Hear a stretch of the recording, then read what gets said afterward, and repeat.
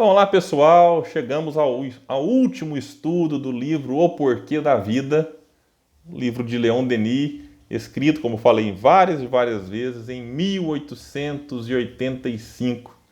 Nós aí inteiramos quase 40 episódios estudando esse livro maravilhoso e é com grande alegria que aqui estamos para fechar, já que no último capítulo, Leon Denis fala do resumo e da conclusão.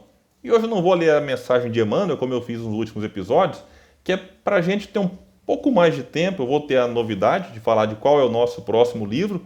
Vou deixar o suspense para o final, é claro, né? Mas é muito bacana, né, ter feito essa viagem com vocês aqui, eu ter relido essa obra que eu tinha lido várias e várias vezes. Já tinha feito um estudo dela, né, noutra ocasião, lá no Grupo Espírita Leon Denis, grupo que eu faço parte, e repassar pelos escritos de Denis mexe muito comigo. Eu sou um admirador das suas obras, muita gente sabe disso, e é bacana. Foi uma experiência legal para mim. Espero que vocês também tenham gostado. Espero que isso possa ter despertado em muitos o desejo de estudar Leon Denis. Esse talvez é um dos maiores focos de quando a gente inicia um estudo desse. Por que eu digo um dos maiores? Porque existe o foco do esclarecimento, tem o do consolo e tem o de que ele possa despertar vontade pelo estudo. O livro Porquê da Vida, eu já disse aqui também, mais no começo, é um livro bem fininho, gostoso de ler, extremamente agradável para quem já é espírita há mais tempo, para quem não é espírita, para quem simpatiza. Eu já indiquei esse livro, já dei de presente para amigos que estavam fazendo aniversário, datas comemorativas. O pessoal às vezes chega: eu não sou espírita, quero entender como é que funciona, qual livro eu começo? Alguém pode até me questionar: mas Kardec falou para começar pelo o que é o espiritismo, pelo livro dos espíritos. Tudo bem, gente, mas assim, vamos entender a época de Kardec. Depende, né? Leon Denis começou pelo livro dos espíritos. Mas dependendo da pessoa, se a gente entregar o livro dos espíritos para ela não tem familiaridade com esse tipo de leitura. Então a gente insistir num dogma, primeiro livro, livro dos espíritos, ou primeiro livro, o que é o espiritismo, a pessoa pode pegar aquilo ali e desistir. Vai, isso aqui é coisa para adultos, para intelectuais. E não é isso. E o Porquê da Vida é um livro interessante. Ele vai agradar gregos e troianos, ele vai agradar espíritas, não espíritas, simpatizantes, enfim. Claro, pode desagradar alguns, mas a minha experiência com esse livro é das mais agradáveis e espero que tenha sido agradável para vocês este nosso estudo. Mas vamos lá, no resumo e conclusão, eu não vou fazer o que eu fiz ao longo dos últimos 30 e tantos episódios, estudos, porque aqui ele vai reforçar aquilo que ele já havia falado. Então ele vai falar aqui, né, em resumo, os princípios que decorrem do que ele chama do espiritualismo moderno, mas que é o espiritismo, para muitos, é uma linguagem que alguns até questionam: por que falar espiritualismo moderno e tal? Depende muito do contexto. Era uma nomenclatura que se usava bastante, tinha maior inserção ali na Inglaterra, por exemplo. Mas ele vai dizer, então, que, em resumo, ele vai colocar os seguintes princípios: a existência de Deus. Ele vai discorrer um pouco aqui, mas eu não vou fazer, nós já falamos sobre Deus antes. Imortalidade da alma, comunhão dos vivos e dos mortos, né, que é essa ação recíproca, né? Nós os influenciamos, eles nos influenciam, e assim a gente vai vivendo nesse mundo material e eles no mundo espiritual, e existindo aí uma relação recíproca. Progresso infinito, isso é bacana a gente entender. A gente não para de progredir e é para isso que estamos encarnados, né? Ele vai trazer aqui várias outras relações, trazendo de novo, né, que a filosofia espírita tem a vinculação com a filosofia trazida por Jesus. Ele vai falar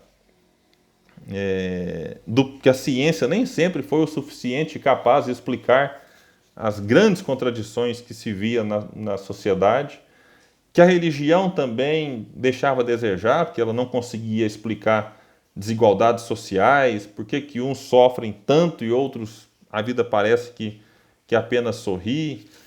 Enfim, ele vem trabalhando tudo isso que ele já trabalhou ao longo do livro.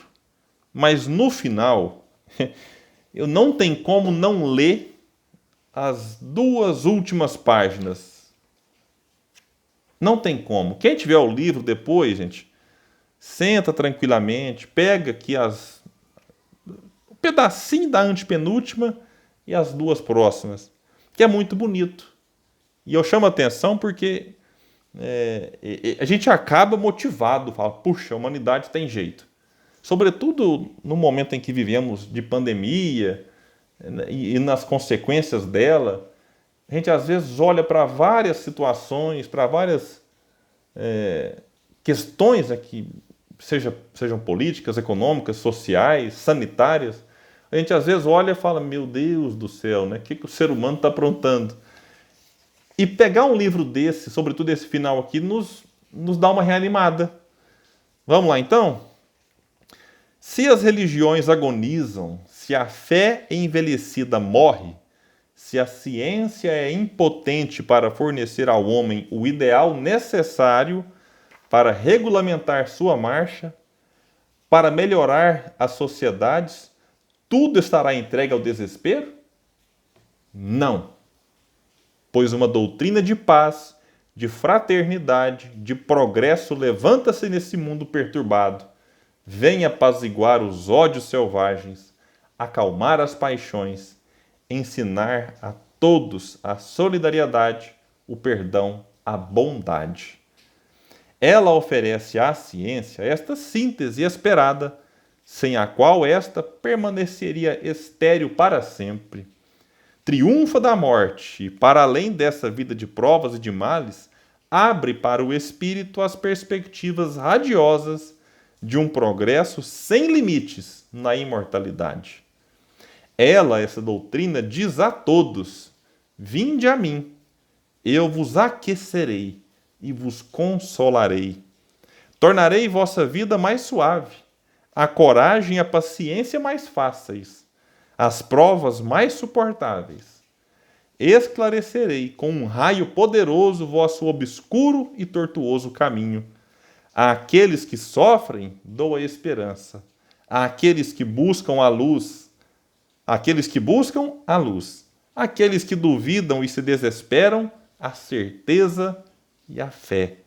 Eu cheguei a lembrar aqui da oração de São Francisco, né?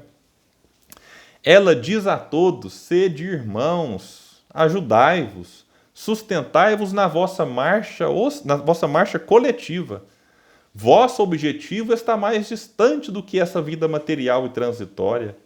Ele está nesse futuro espiritual que vos reunirá como os membros de uma só família, ao abrigo das preocupações, das necessidades e dos males inumeráveis.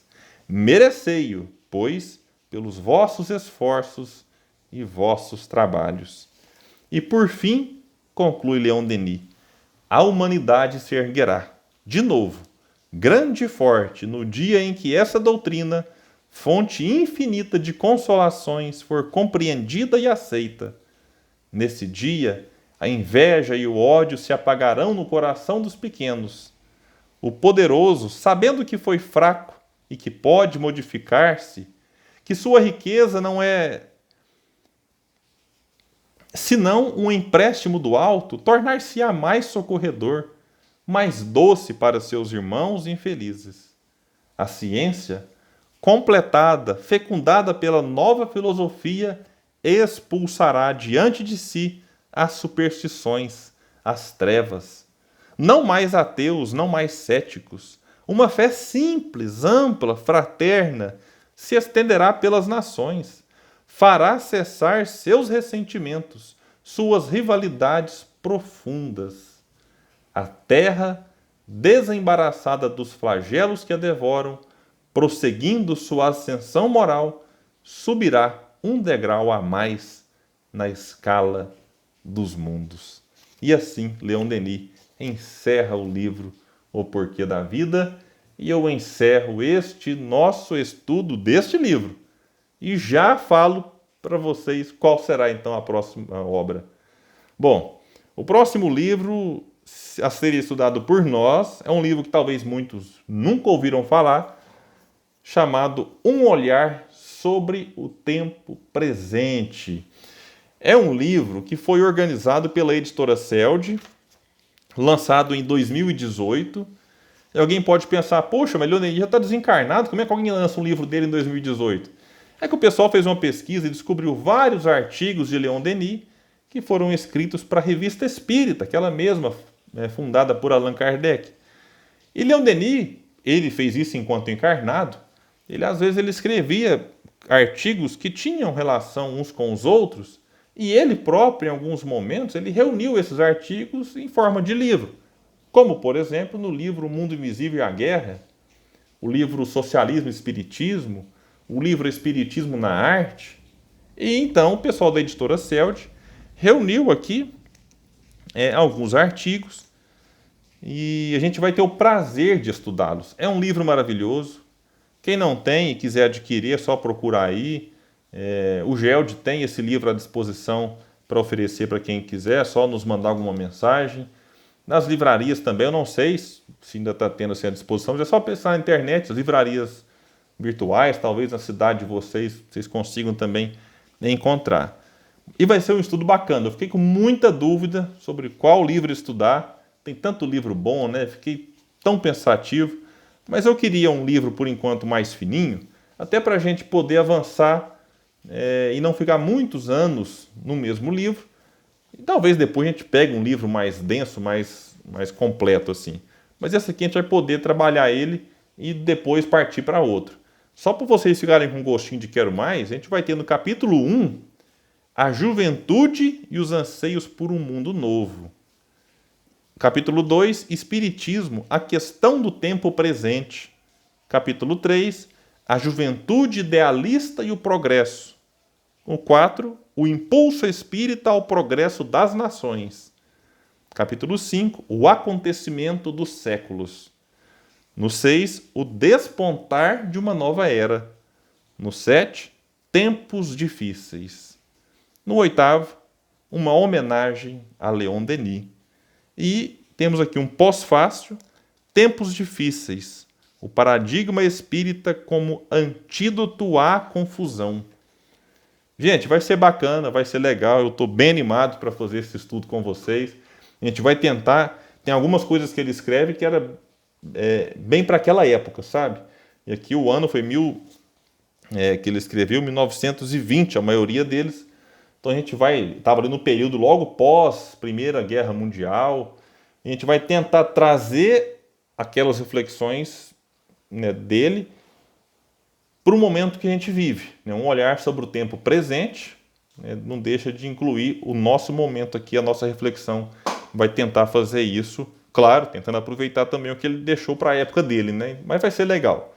Fiquem com a gente, acompanhe esse estudo, divulgue para os amigos, fale, para que outras pessoas possam aqui conhecer um pouco mais do pensamento, deste que foi considerado o grande apóstolo do Espiritismo. Meus amigos, fiquem todos com Deus. Foi uma alegria estudar o porquê da vida com vocês. E até o próximo estudo, que já vai ser sobre o livro Um Olhar sobre o Tempo Presente. Muita paz e muitíssimo obrigado.